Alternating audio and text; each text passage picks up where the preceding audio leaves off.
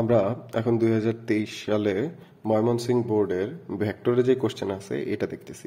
এখানে দেয়া আছে কি যে p is equal to 5i plus 3j minus mk, q is equal to i plus j plus 4k। এখানে p ও q পরস্পর লম্ব যদি p q এর মান যথাক্রমে নৌকা ও একটি নদীর স্রোতের দ্রুতি নির্দেশ করে, তবে সর্বনিম্ন পথে নদী পার হতে নৌকাটির সময় 2 মিনিট লাগে। সবার প্রথমে বের করতে হবে m এর মান নির্ণয় করো। তো আমাদের এখানে বলেই দিছে যে হলো যে এরা পরস্পর লম্ব, তাহলে অবশ্যই লম্ব হওয়ার শর্ত কি, যে আমরা যদি গ নাম্বার কোশ্চেন দেখতেছি, লম্ব হওয়ার শর্ত হবে P dot Q is equal to কত আসা লাগবে 0। তো পি ডট কিউ যদি 0 আসে, আমরা পি কিউ এর কি করব, ডট গুণন করব। তাহলে পি এর মান দেয়া আছে কত, আমরা এখানে দেখতেছি যে পি দেয়া আছে 5i plus 3j minus mk। Q is equal to কত দেয়া আছে, k is equal to দেয়া আছে i plus j plus 4k। তাহলে ডট গুণন মানে কি, i এর সাথে i গুণ, j এর সাথে j এর গুণ, k এর সাথে k এর গুণ। তাহলে i এর সহগ 1 and 2 5, তার মানে আসবে 5 plus 3 minus 4m is equal to 0। যেখান থেকে আমরা যদি নিই তাহলে 8 minus 4m is equal to 0। সুতরাং m is equal to কত আসবে আমাদের, m is equal to আসবে 2। তাহলে আমরা বলতে পারি m এর মান যদি হয় 2, সুতরাং আমাদের পি ও কিউ কি হবে, পরস্পর লম্ব হবে। এটা আমাদের গ নাম্বার কোশ্চেন। ঘ নাম্বার কোশ্চেনে যেটা বলা আছে যে যদি নৌকার মাঝি ন্যূনতম সময়ে নদী পার হতে চায়, তবে নদীর প্রস্থ অপেক্ষা বেশি দূরত্ব অতিক্রম করবে কিনা। তো সবার প্রথমে আমাদের কি বের করতে হবে, প্রস্থ বের করতে হবে। দেখো এখানে কি বলা আছে, নদীর স্রোতের দ্রুতি নির্দেশ করে, তবে সর্বনিম্ন পথে নদী পার হতে নৌকাটির 2 মিনিট সময় লাগে। সর্বনিম্ন নদী পথ যদি আমি তোমাকে বলি, যে সব নদীর ক্ষেত্রে সর্বনিম্ন পথ হলো কি, যে সে হলো যে একদম লম্বালম্বি পার হচ্ছে, ঠিক আছে। আর এই লম্বালম্বি পার হতে তার কয় মিনিট লাগতেছে, তার হলো যে এখানে সময় লাগতেছে 2 মিনিট। এইটা হলো যে আমাদের মান দেয়া আছে। আবার পি এর মান আর কিউ এর মান যদি আমরা বের করি, তাহলে P is equal to root over 5 square 3 square. এখানে কত, এম এর মান আমরা অলরেডি পেয়ে গেছি 2, তাহলে 2 স্কোয়ার, তাহলে 25 root over of 25 plus 9 plus 4। তাহলে কত আসবে এখান থেকে, আমরা যদি লিখি এখানে আসবে হলো 34 রুট ওভার অফ 38। এটা হলো যে আমাদের পি এর মান। এবং আমরা যদি কিউ এর মান বের করি, কিউ এর মান কত আসবে, root over of 1 square 1 square 4 square. তাহলে কত আসতেছে, যে 2 এবং 16, তাহলে আসতেছে 1 প্লাস 1 প্লাস 16, তার মানে রুট ওভার অফ 18। এই যে এই দুইটা মান আসছে আমাদের পি এবং কিউ এর জন্য। তার মধ্যে বলা আছে এখানে পি হলো কার বেগ, দেখতো পি বলা আছে নৌকার বেগ। তাহলে এই যে পি, এটা হলো নৌকা মানে ভি, কিউ এটা স্রোত মানে ইউ। তাহলে আমাদের ইউ এবং ভি আমরা এখান থেকে পেয়ে গেছি। যেটা বের করতে হবে যে এবার সে যদি কি করে, ন্যূনতম সময়ে নদী পার হয়। তাহলে একটা হলো ন্যূনতম দূরত্ব।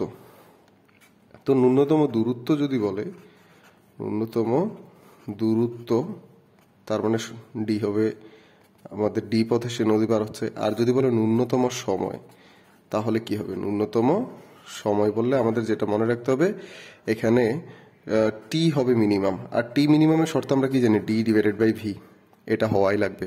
তাহলে ডি এর মান তো আমরা জানি না, তো ডি এর মান যদি এখান থেকে নির্ণয় করতে যাই, তার আমরা জানি যে টি ইজ ইকুয়াল টু কত, D divided by V sine alpha.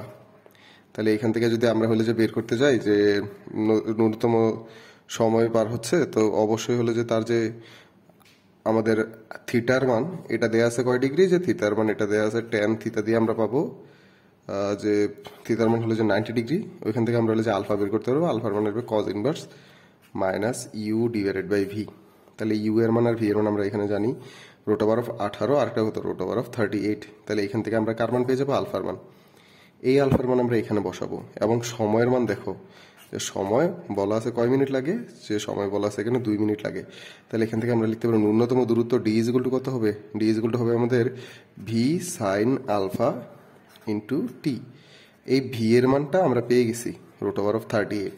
তাহলে আমরা লিখতে পারি রুট ওভার অফ 38 ইন্টু কত আসবে, সাইন আলফার মানটা কিন্তু আমরা এই যে root over of cos inverse minus U by V এটা দিয়ে পেয়ে যাবো। তাহলে আলফার মান যেটা পাবো এটা বসাবো এই সূত্র দিয়ে। তারপরে আমাদের যে সময় এটা বলা আছে 2 মিনিট, এই 2 মিনিট সময় আমরা এখানে বসাই দিব। তাহলে এখান থেকে আমরা কার মান পেয়ে যাবো, যে এত দূরত্ব অতিক্রম করলো যখন সে ন্যূনতম দূরত্বে পার হয়। আর এই ডি এর মানটা আমরা কি করবো, এখন এখানে বসাবো। বসানোর পর হলে যে টি মিনিমাম বের করবো। তো আমরা যদি টি মিনিমাম বের করি, তাহলে এখান থেকে হলে যে আমাদের মান চলে আসবে, যে ডি বসানোর পর ভি দিয়ে আমরা ভাগ করবো, আমাদের টি মিনিমামের মান চলে আসবে। চলে আসার পরে আবার কি করতে হবে দেখো, ন্যূনতম সময়ে নদী পার হওয়া মানে তার আলফার মান কয় ডিগ্রি, 90 ডিগ্রি। তখনই সে কি করতে পারবে, ন্যূনতম সময়ে নদী পার হতে পারবে। এখন কেউ যদি এই বরাবর নৌকা চালায় তার মানে সেই বরাবর পৌঁছাবে না, সে একটু আড়াআড়ি ভাবে এই বিন্দুতে পৌঁছাবে, তাই না? তাহলে এই যে দূরত্বটা আছে এই দূরত্বটা আমরা বের করতে পারবো কিভাবে, আমরা আগে লব্ধি বের করবো। আর আর ইজ ইকুয়াল টু এখানে কত হবে, root over U square plus V square plus 2uv cos alpha, আলফার মান যেহেতু 90 এটা 0 হয়ে যাবে। তাহলে আমরা এখান থেকে লব্ধি আর পেয়ে গেছি। এই যে লব্ধি আর পাচ্ছি আমরা, এই আরটাকে জাস্ট সময় দিয়ে গুণ করে দিব, গুণ করে দিলে আমরা আরেকটা দূরত্ব পেয়ে যাবো। তাহলে দূরত্ব কি আসবে, দূরত্ব আসবে আমাদের আর ইন্টু টি মিনিমাম। তাহলে এই যে দূরত্বটা পাইছি এই দূরত্বটার সাথে আমাদের যে প্রথম যে দূরত্ব পাইছিলাম নদীর দূরত্ব মানে প্রশস্ত, এটাকে তুলনা করবো, তুলনা করলে অবশ্যই দেখবো এই দূরত্বটার মান কি আসবে, বেশি, আর এই দূরত্বটার মান কি, কম। সুতরাং আমরা এখান থেকে কি বলতে পারি যে এই যে নৌকার মাঝি ন্যূনতম সময় নদী পার হতে যে নদীর প্রস্থ অপেক্ষা বেশি দূরত্ব অতিক্রম করে, এটা অবশ্যই কি মেনে চলবে। আর এইভাবে এটা কমপ্লিকেটেড ওয়েতেই সলিউশন করা যায়।